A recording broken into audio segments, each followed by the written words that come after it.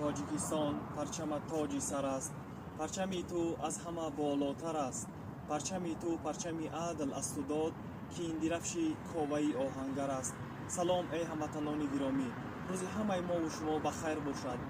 бароям ифтихор аст агар суханро аз ҷумлаи бисёр зебои президенти ҷумҳурии тоҷикистон муҳтарам эмомалӣ раҳмон оғоз кунам, ки мегӯяд: парчами мо рамзи ҳаёти осоишта, ваҳдати ҷовидонаи миллӣ ва умед ба фардои ободи халқи тоҷикистон аст. бале, чунин аст.